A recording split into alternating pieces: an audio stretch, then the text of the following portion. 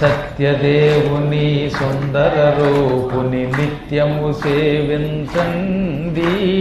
సత్యదేవుని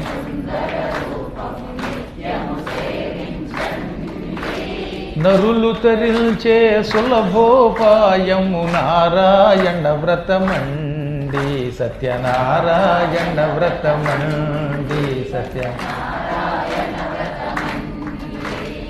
శోకాలు మాపేడి పాపాలు బాపేడి.